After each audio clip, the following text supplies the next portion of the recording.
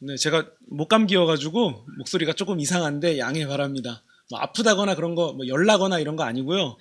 목소리가 오늘 아침에 유독 이상하게 나와서 저도 사실 되게 당황스럽거든요. 근데 아픈 건 아니니까 단지 소리가 좀 이상하다는 것만 양해 부탁드립니다. 사람들이 이 새해를 맞이해서 결심하는 것 중에 하나는 이 다이어트입니다. 뭐 3kg를 빼겠다 혹은 뭐 5kg를 빼겠다, 나름대로 어떤 이 목표를 가지고 열심히 하는데요. 정말 이 비장한 각오를 가지고 하는 사람들을 보면 꽤 많은 이 감량을 하기도 합니다. 근데 인터넷에 이렇게 해외 어떤 그 대학의 연구 결과가 있는데 그걸 보니까요, 감량을 한 사람들 중에 95%는 5년 내에 체중 유지를 실패하고요, 99%는 10년 내에 체중 유지에 실패한다고 합니다. 뭐 이 정도면 거의 다 실패한다는 얘기인데요. 이 문제는 요요 현상입니다. 요요 현상. 다들 많이 들어보셨죠? 저는 그냥 말만 들어봤지 이게 무슨 뜻인가 한번 찾아보니까 이게 아이들 장난감 요요를 말하는 건데, 이 요요를 던지면 다시 돌아오는 것처럼 그 뺀 체중이 다시 돌아온다는 거예요. 그래서 그걸 요요 현상이라고 이름을 붙였는데요. 특히 밥을 안 먹고 혹독하게 이 다이어트를 해서 이 감량한 몸은 이 몸이 그걸 기억한대요. 이 상황이 너무 힘드니까 다음번에 또 이렇게 안 먹는 날이 오겠지 해서 몸이 그걸 기억해서 식욕을 더 활성화시킨다는 거예요. 그래서 원래 그 자리로 돌아가려고 하는 거죠. 그래서 결국에는 감량한 것보다 더 많이 찌게 되는 상황을 요요라고 하는데요. 이 몸이 기억해서 돌아간다는 게 참 비극인 것 같습니다. 물론 이 몸이 건강한 상태를 기억해서 다시 건강한 상태로 돌아가는 건 좋은데, 아무튼 체중 감량에 있어서는 비극이죠. 제가 왜 요요 얘기를 꺼냈냐면요, 오늘 우리가 읽은 본문에서도 마치 요요 현상 같이 비슷한 개념이 보입니다. 다시 예전 상태로 돌아가기를 원한다는 것. 물론 이 몸무게가 아니라 그들의 영적 상태를 말합니다. 우리가 나눈 얘기를 살펴보면 이스라엘 백성이 홍해를 지나서 광야를 지나서 시내산에 도착합니다. 거기서 하나님과 언약을 맺죠. 너희는 출애굽 19장 보면 이런 구절이 있습니다. 너희가 내 말을 잘 듣고 내 언약을 지키면 너희는 모든 민족 중에서 내 소유가 되겠고 너희는 내게 대하여 제사장 나라가 된다. 이 언약이 시내산에서 체결됩니다. 그리고 하나님은 언약 체결과 동시에 이제 계명을 주시는데요. 우리가 잘 알고 있는 10계명이죠. 다른 신을 두지 마라. 우상을 섬기지 말라. 여호와의 이름을 망령되이 부르지 마라. 그리고 안식일을 지켜라. 이렇게 시작되는 이 10계명. 이 10계명을 그 백성에게 주셨습니다. 근데 이 하나님의 말씀이 선포될 때 우리 지난 시간에 나눴던 본문을 한번 생각해 보시면 이스라엘 백성이 어떤 얘기를 합니까? 하나님의 말씀이 선포될 때마다 너무 두렵고 막 죽을 것 같으니까, 그 압도적인 위험 앞에서 죽을 것 같으니까 모세에게 얘기합니다. 우리가 직접 듣게 하지 마시고 당신이 듣고 하나님의 말씀을 우리에게 전달해 주십시오. 우리가 그 위험 앞에서 너무도 두렵습니다. 이런 얘기를 해요. 그래서 모세는 이스라엘 백성의 요청대로 시내산에 올라갑니다. 그리고 거기서 약 40일 동안 이제 지내는데요. 거기서 하나님께서 모세에게 세부적인 계명을 주시고 또 하나님의 임재를 상징하는 성막, 그것을 어떻게 지을지를 하나님께서 모세에게 구체적으로 말씀해 주십니다. 근데 이런 상황 가운데서 하나의 문제가 생깁니다. 그게 뭐냐면요, 이스라엘 백성 입장에서 볼 때 모세가 시내산에 들어간 지 40일이나 됐는데 아무 반응이 없는 거예요. 오늘날 같으면 뭐 문자라도 보내보겠죠. 지금 잘 있냐고, 우리 언제까지 기다려야 되냐고 물어보겠는데 그때는 그런 게 불가능하니까 그냥 마냥 기다렸던 거예요. 근데 그 상황 가운데서 이제 불안함이 찾아왔습니다. 이거 뭔가 일이 잘못 흘러가고 있는 거 아닌가? 혹시 하나님의 그 압도적인 위험 앞에서 모세가 죽은 건 아닐까? 뭐 여러 가지 생각이 들었던 걸로 보여요. 그때 그런 불안한 상황 가운데서 이스라엘 백성이 한 가지를 생각하는데 그게 뭐냐면 1절에 나오는 내용이에요. 1절에 모세가 산에서 내려옴이 더딤을 보고 몰려와서 아론에게 말합니다.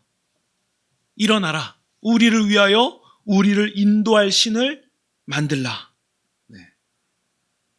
그리고 이어서 하는 말이 이 모세 곧 우리를 애굽 땅에서 인도해낸 사람은 어찌 되었는지 우리가 알지를 못합니다. 그러니까 이스라엘 백성 눈에는 모세가 보이질 않고 시간도 지나니까 뭔가 손에 잡히는 것도 없고 그러니까 불안함이 자꾸 찾아오는 거예요. 그러면서 이게 모세를 향한 원망으로 번져갔습니다. 우리 1절에 보시면 이 모세 곧 우리를 애굽 땅에서 인도해낸 사람, 이 표현은 모세를 좀 비하해서 하는 말이에요. 우리가 이제 어감으로 이렇게 다가오지는 않는데 그렇게 뭐 좋은 표현이 아니에요. 우리로 따지면 뭐라 그럴까요? 그 양반이 보이지 않습니다. 뭐 그런 식의 표현이라고 할까요? 그러니까 존중받아야 될 사람을 그렇게 안 하고 있는 상황인 거예요. 그러니까 좋게 부르는 뉘앙스는 어쨌든 아닙니다. 근데 사실 따지고 보면 모세 혼자 올라가라고 한 사람들은 이스라엘 백성들 아닙니까? 자신들은 압도적인 하나님의 위엄 앞에서 어떻게 할 수가 없으니까 당신이 대신 가셔서 듣고 오십시오라고 부탁했던 거잖아요. 네. 근데도 지금은 당장 부러우니까 불안하니까 다른 생각이 드는 거예요. 아, 모세가 잘못됐을 수 있겠다. 네. 그래서 아론에게 찾아가서 얘기하죠. 우리를 인도할 신을 만들어 달라. 근데 이건 이제 우리가 보면 굉장히 심각한 요구라는 게 느껴지죠. 왜냐하면 이미 하나님과 시내산에서 언약을 체결할 때 받은 계명이 있잖아요. 20장 4절 5절을 보면 이런 구절이 나옵니다. 너희를 위하여 새긴 우상을 만들지 말고 또 위로 하늘에 있는 것이나 아래로 땅에 있는 것이나 땅 아래 물속에 있는 것에 어떤 형상도 만들지 말며 그것들에게 절하지 말며 그것들을 섬기지도 말라. 20장 23절에는 이런 구절이 나옵니다. 너희는 나를 비겨서 은으로나 금으로나 너희를 위하여 신상을 만들지 말아라. 근데 이스라엘 백성이 요구한 게 뭡니까? 우리를 인도하실 신을 만들어 달라. 하나님이 하신 말씀에 정면으로 반박하는 거예요. 정면으로 반대하는 거죠. 십계명에 대한 공격이면서 동시에 시내산에서 맺은 언약을 파기하는 거예요. 근데 고대 당시에 언약을 파기하면 파기한 쪽은 목숨을 바쳐야 돼요. 이게 아브라함 때부터 맺었던 언약에서 보여지는 부분이거든요. 고대 시대에는 민족끼리 언약을 맺어도 그 언약을 파기하면 그 민족은 자기가 죽을 것을 감수해야 돼요. 근데 이스라엘 백성이 하나님과 맺은 언약을 파기합니다. 만들지 말라라고 하셨는데 아론에게 찾아가서 얘기하죠. 만들어 달라. 근데 이스라엘 백성은 하나님께 언약을 잘 지키겠다고 한 3번 정도 굳게 결심했거든요. 근데 그게 얼마 안 지난 거예요. 많이 지났다 해도 40일이에요. 근데 너무 쉽게 하나님의 계명을 대한 거죠. 사실 민족 간의 계약도 그렇게 안 하는데 하나님께 그런 모습을 보이는 거예요. 근데 이런 모습은 그들이 애굽에서 지낼 때의 모습이에요. 애굽에서 노예로 있을 때 신의 모형을 만들어서 그것을 섬기고 그것을 빌고 하는 모습을 사실 하나님께서 다 박살내신 거 아닙니까? 10가지 재앙을 통해서 우상들은 없다. 있다 해도 무기력한 아무것도 아니다라는 사실을 보여주셨어요. 그러면서 하나님이 강조하신 것은 무엇입니까? 너희들이 눈으로 보고 만지고 하는 것들이 우상이 아니라 사람이야말로 하나님의 형상이다. 사람이야말로 하나님이 반영된 하나님이 가장 잘 드러난 대상이다. 그러니까 인간 위에 군림하는 신은 없다. 우상도 없다. 오직 하나님의 창조물인 사람만이 굳이 우상이라는 표현을 빌리자면 그들이야말로 우상이다. 네. 근데 그 모든 것을 깬다는 것은 우상 숭배를 하던 출애굽 이전으로 돌아가겠다는 얘기예요. 하나님과의 언약이고 뭐고 하나님의 인도하심이고 뭐고 그게 중요한 게 아니라 지금 당장 우리가 불안하고 우리가 뭐든지 해야 되는 상황 아닙니까? 우리를 위한 신을 만들어 주십시오. 네. 근데 여기에 더 실망스러운 것은 모세의 형 아론이에요. 아론은 그렇게 하면 안 되거든요. 백성들은 무지해서 그렇게 왔을 때 아론은 여러분 정신 차리라고.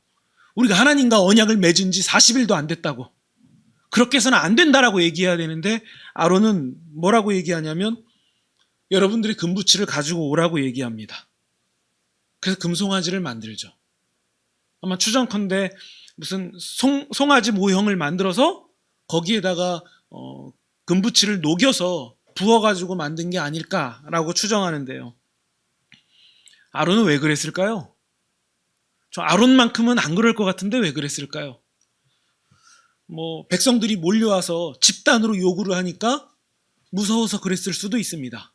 아니면 오랫동안 모세가 보이지 않으니까 정말 모세가 혹시 시내산에서 죽은 건 아닐까? 그러면 차기 지도자는 나네?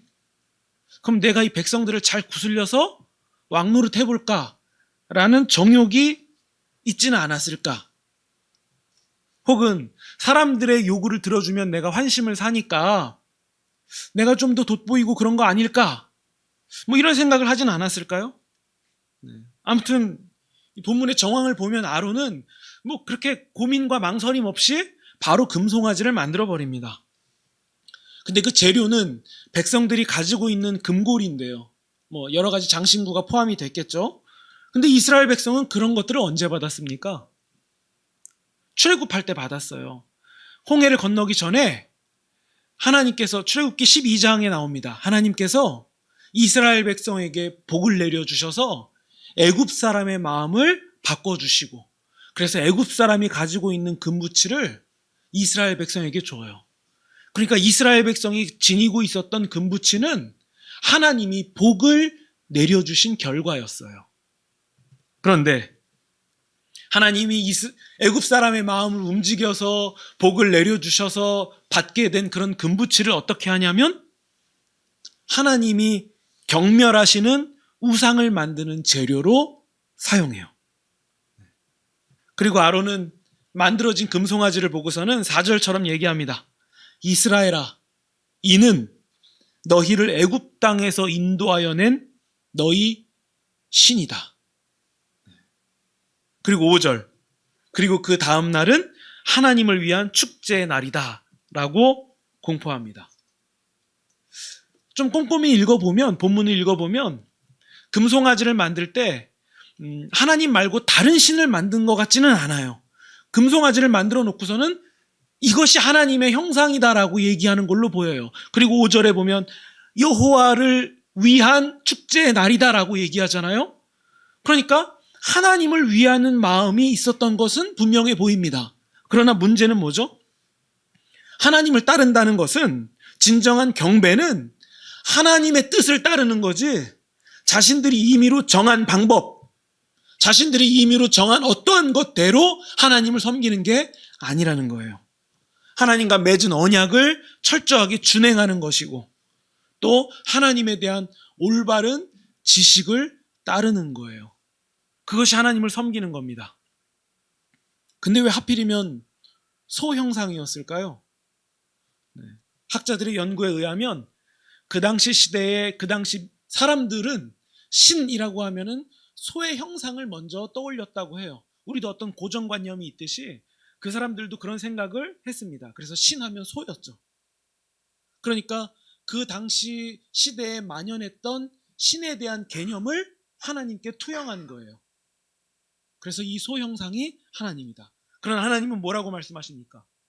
땅에 있는 어떠한 모양, 어떠한 짐승, 어떠한 것으로도 형상을 만들지 말라라고 하나님은 강하게 말씀하셨죠. 결국 애굽 사람이 했던 방식 그대로 하나님의 백성이 따라하고 있는 거예요. 다시 돌아간 거죠. 마치 요요 현상이 온 것 마냥 이전에 패역했던 시대로 그 몸이 다시 돌아간 거예요. 다시 애굽에서 우상을 섬기던 때로 돌아간 거예요. 그때 7절입니다. 하나님은 모세에게 이렇게 말씀하세요. 모세야, 이제 내려가라. 애굽 땅에서 인도하여 낸 네 백성이 부패하였다.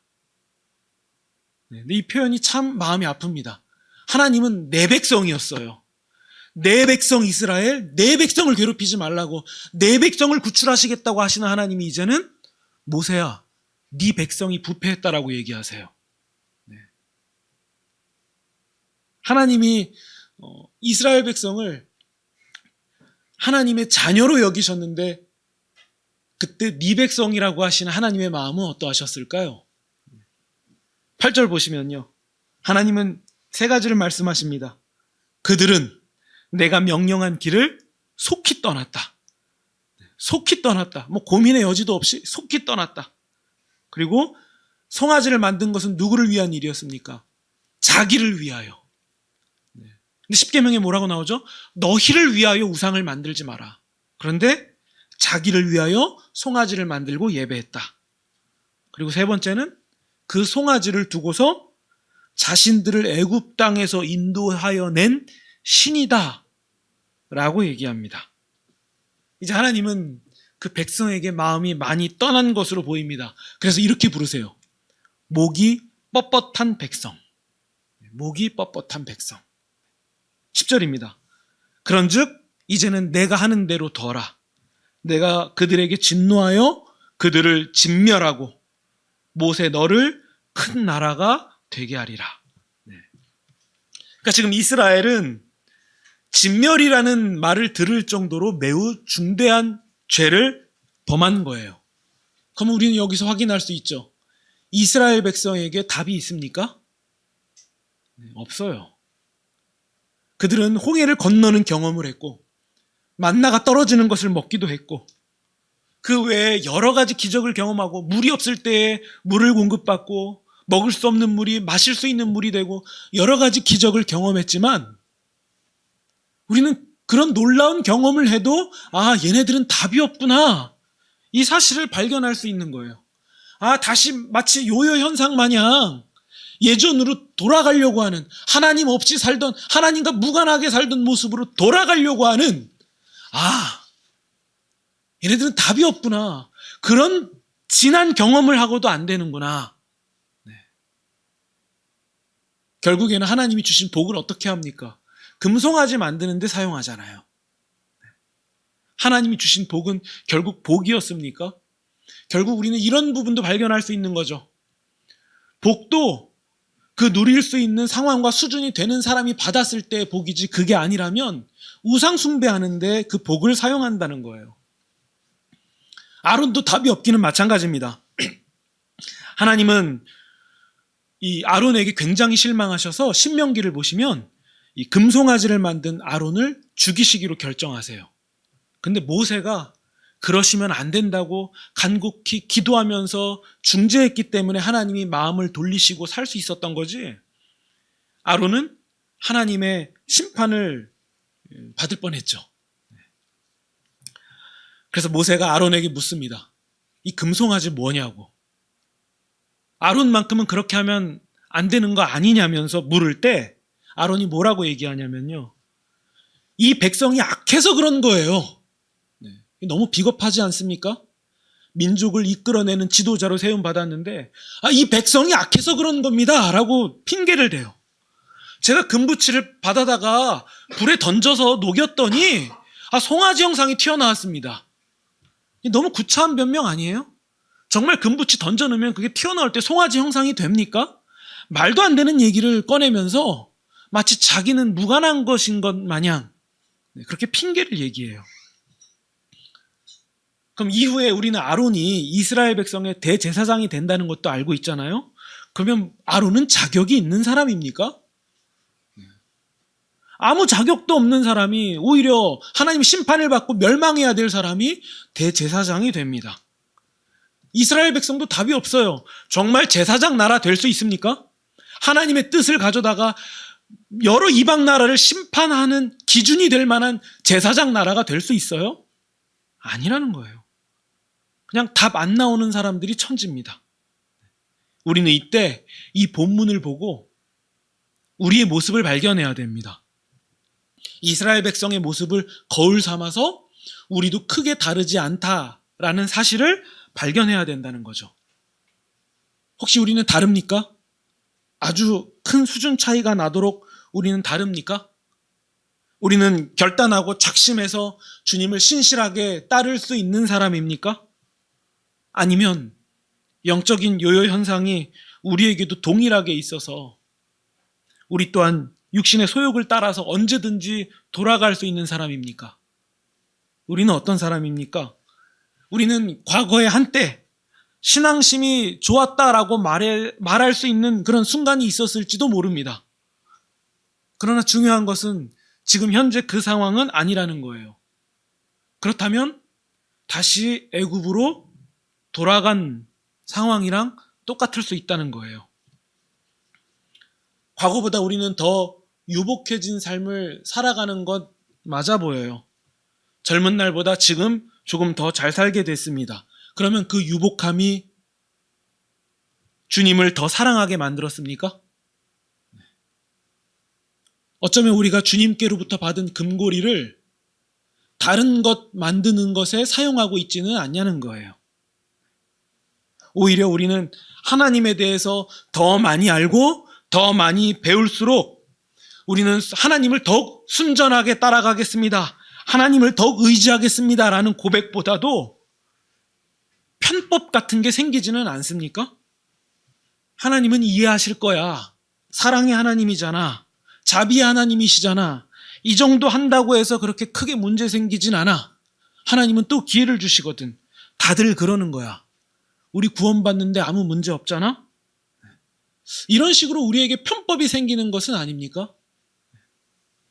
마치 이스라엘 백성이 금송아지를 만들어서 여호와 하나님을 마치 자기의 손 안에 둬서 좌지우지할 수 있는 것처럼 만든 것처럼 우리도 어쩌면 하나님을 그렇게 대하고 있지는 않냐는 거예요. 단지 송아지 형상으로만 만들지 않았을 뿐이지 우리가 하나님을 아는 지식이 금송아지 같이 돼버린 건 아니냐는 거예요. 그러면 우리도 결국 동일하게 고백할 수밖에 없습니다. 아, 우리도 똑같이 답이 없구나. 우리가 구원을 말할 때, 아, 이것은 우리의 노력과 결단, 우리의 지식으로 말할 수 있는 것이 아니구나. 하나님이 우리에게 홍해를 건너게 하시고, 우리가 만나와 메추라기를 먹게 하시고, 그런 놀라운 신기한 일, 그런 것들을 가득 경험하게 하셔도, 아, 나는 그냥 다시 애굽으로 돌아가려고 하는 그런 사람이구나. 이게 현실이구나. 내가 원치 않아도 나는 그럴 수밖에 없는 사람이구나. 이 사실을 인정하지 않을 수가 없구나. 우리는 이 사실을 본문을 통해서 배울 수 있는 거예요.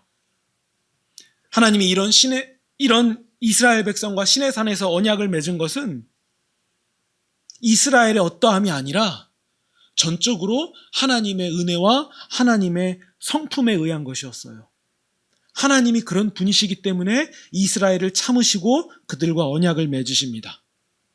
우리가 성경을 읽으면 알 수 있듯이 이스라엘의 구원마저도 잘해서가 아니라 언약에 대한 신실함 때문에 그런 게 아니라 오직 하나님의 은혜와 성품에 근거한 것이었습니다. 금송아지 사건을 마무리하실 때 하나님은 이렇게 말씀하십니다. 나는 여호와다. 자비롭고 은혜롭고 노하기를 더디하고 인자와 진실이 많은 하나님이다. 그러니까 여러분, 구원은 어떻게 이루어집니까? 하나님의 은혜와 성품의 근거에서 이루어진다는 사실을 우리는 본문을 통해서 깨달아야 됩니다. 우리도 마찬가지예요. 우리에겐 답이 없습니다. 그러나 우리가 발견할 수 있는 사실은 뭐죠? 하나님께 답이 있다는 거예요.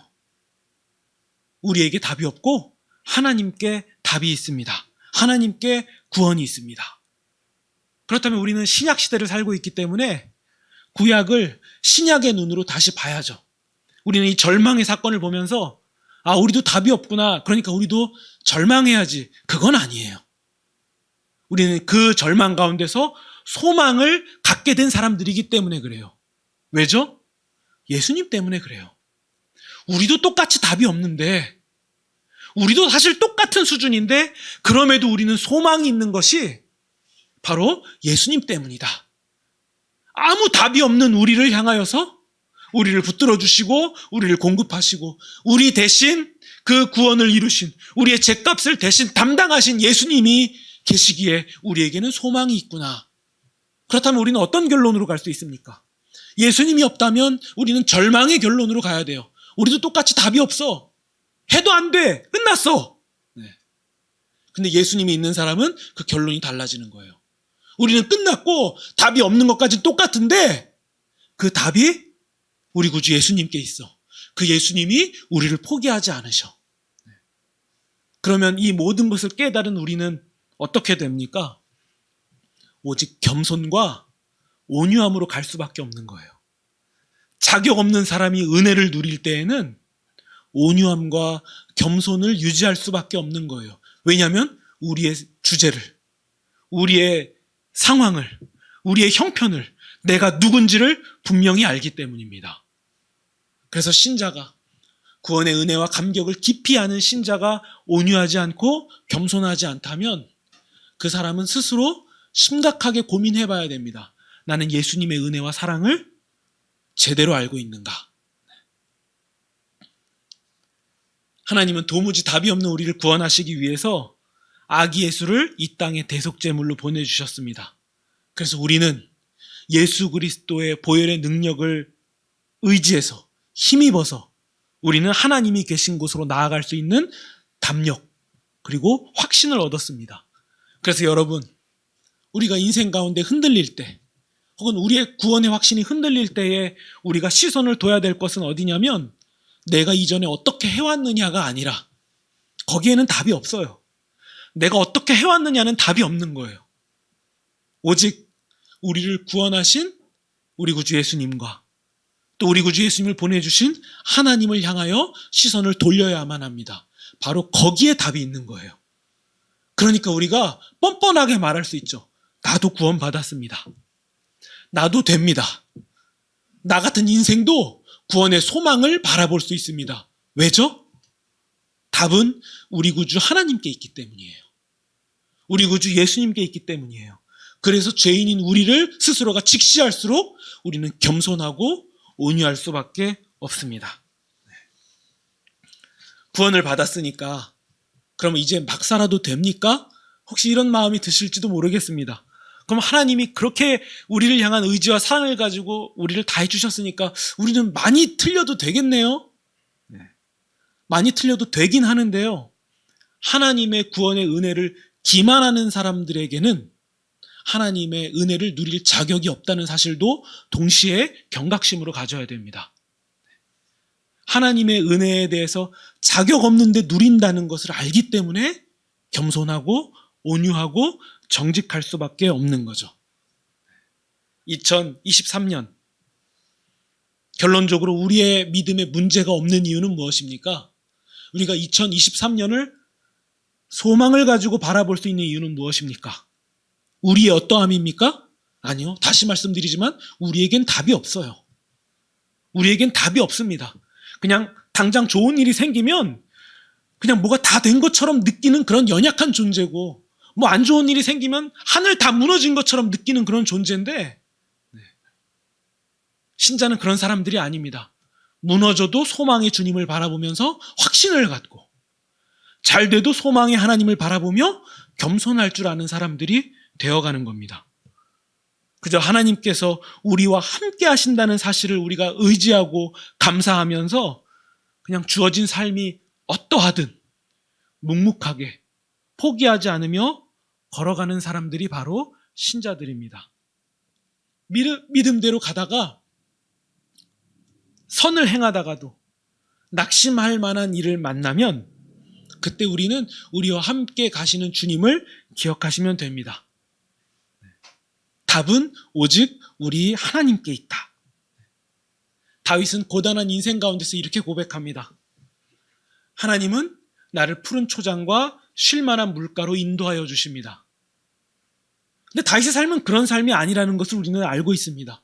사울이 죽이려고 하는 상황을 피해 다녀야만 했고 자신의 잘못으로 인해서 일어나는 많은 악한 상황들을 마음 아파하면서 볼 수밖에 없었고 자식들이 싸우고 서로 죽이고 왕자를 차지하려고 하는 이런 모든 상황을 보았습니다. 그럼에도 다윗은 결론적으로 자신의 삶을 푸른 초장과 쉴만한 물가로 인도하시는 하나님, 그분의 인도하심을 받았다라고 고백합니다. 그런 고백이 나올 수 있는 이유는 자신의 어떠함을 보고 자신을 바라보면서 나온 고백이 아니라 그런 자신을 인도하시는 하나님을 바라보면서 했던 고백이었던 거죠. 그래서 하나님이 나를 인도하신다. 우리도 이런 동일한 고백을 드리시기를 소망합니다. 2023년은 우리 안에 여전히 존재하고 있는 죄인의 한계를 넘어서서 하나님의 성품을 의지하시기 바랍니다. 그게 답이에요. 그게 도무지 답이 없는 우리에게 유일한 답입니다. 그래서 우리가 다윗과 동일한 신앙 고백을 드릴 수밖에 없는 그런 2023년을 맞이하시는 저와 여러분이 되시기를 주님의 이름으로 축원드립니다.